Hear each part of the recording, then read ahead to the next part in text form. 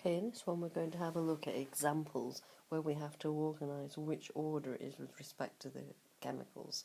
So we'll start with the first example where we're choosing experiment 1 and experiment 2. In that case we're doubling the concentration of B whilst keeping the concentration of A the same. And we have a look at that and it finds that the actual rate is exactly the same. So what we're saying here is doubling the concentration of B whilst keeping the concentration of A the same or constant has no effect on the rate, so therefore we can say it's zero order with respect to B. If we write zero order above the concentration in the table just to remind ourselves that the order with respect to B is zero. If we then have a look at experiment 2 and 3, we can find that doubling the concentration of A whilst keeping the concentration of B the same quadruples the rate. So in this case, doubling the concentration of A whilst B is the same or constant quadruples the rate, therefore it's second order with respect to A. So now I've written 0 at the top of the table there to remind myself it's zero order with respect to B, second order with respect to A, so I can write the rate equation or the rate expression.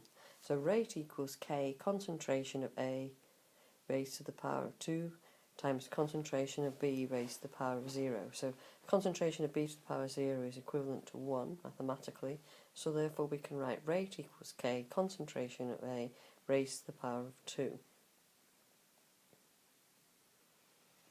If we then have a look at what would happen with the units for K, then we'd have to rearrange the equation first of all. So K equals rate divided by concentration of A squared.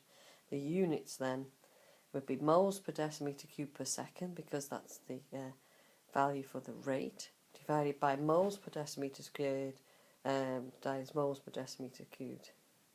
So in that case we can cancel moles per decimeter cubed with moles per decimeter cubed on the bottom, so it's seconds to the minus 1 divided by moles per decimeter cubed. So putting that all on one line would be moles to the minus 1 decimeters to the plus 3 seconds to the minus 1. We can then actually get a value for it, so I've decided to use experiment 1. You should just check in the question which experiment line you have to use. So I put circles around the values that I'm going to need to do. So the rate is 4.02 times 10 to the minus 4 divided by the concentration of A squared. So that comes out at 279 moles to the minus 1 decimeters to the plus 3 seconds to the minus 1. If we then go and have a look at what happens with the last part,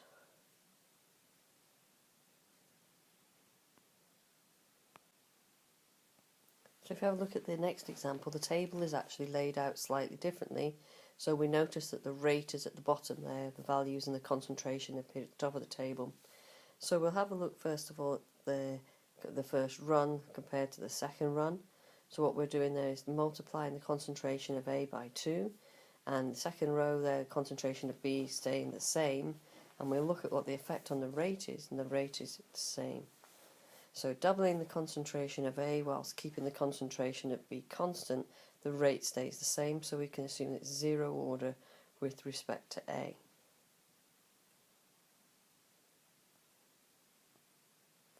We carry on then to have a look with the next example. So we're using run 1 and run 3. We can see that a concentration of A is multiplied by 3, concentration of B is multiplied by 2, and the concentration, that affects the rate by doubling the rate. So we know it is zero order with respect to A, so tripling the concentration of A will not affect the rate. Doubling B therefore is responsible for doubling the rate, so therefore it must be first order with respect to B.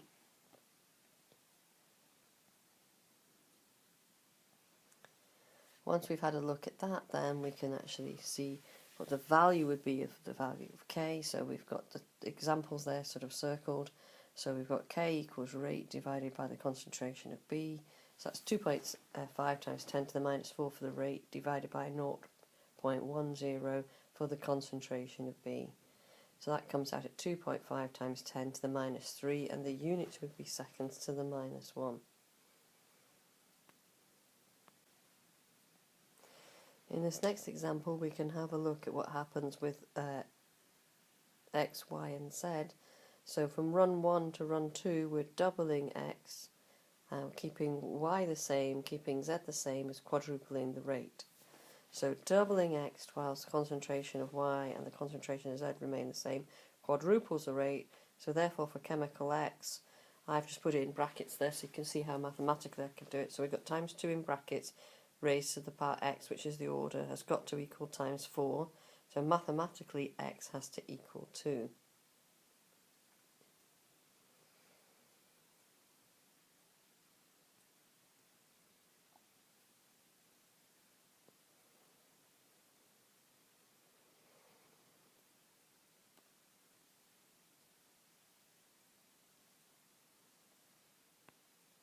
So I've written on the top there that it's second order with respect to x. So if we move on to experiment line 2 and 3, we see that the concentration of x is times a half, concentration of y is times 1, and concentration of z is times 2.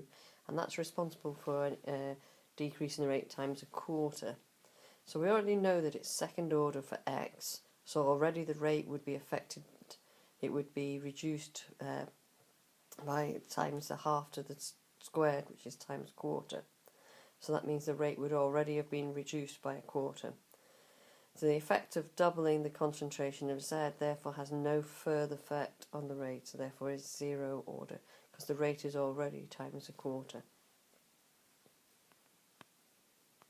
I like to try and summarise that in a little table. So at the top of the table I put the concentration of x, y and z, and I've raised them to their order. So for x we know it's 2, y we don't know it yet, so I put little y, z we don't know it yet, so I put little z, and then I put a little table in for rate.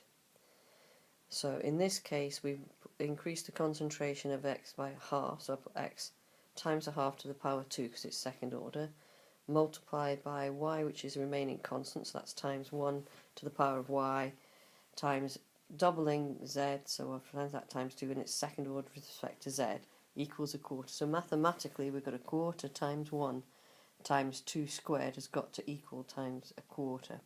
So z would have to be zero order for this mathematically to work.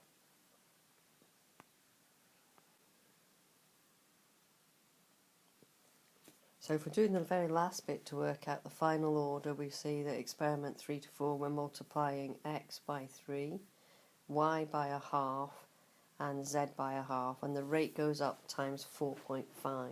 Very quick way of working out that it's gone up times 4.5 is taking one of the numbers and dividing by the other. So a little summary table again, that is concentration of x to the power 2, concentration of y to the y, because we don't know what it is yet, and z to the 0 has got to equal the rate column. So we can say that multiplying times 3 squared, multiplying by times a half to the power y, multiplied by 1, because anything raised to the 0 is equal to 1, has to equal rate of 4.5. So mathematically times 9 times a half to the power y equals 4.5. So if we rearrange the equation we can find that half to the power y equals 4.5 divided by 9. So therefore, as you can see, y equals 1, as a half to the power 1 has got to equal a half.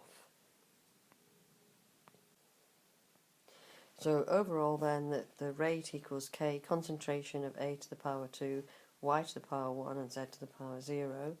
Well, if we get the value of k, we can work out the units, which is k equals rate divided by concentration of a to the power 2, y to the power 1. Z doesn't appear because it's zero order. So if we look at the units, we've got moles per decimetre cube per second for the rate, and then we've got moles per decimetre cube for A, and then finally moles per decimetre cube for Y.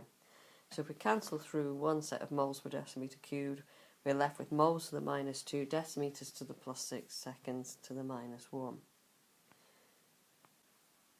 If we use the very first experiment to work out what the value is, we can see that the rate is 5.20 times 10 to the minus 4.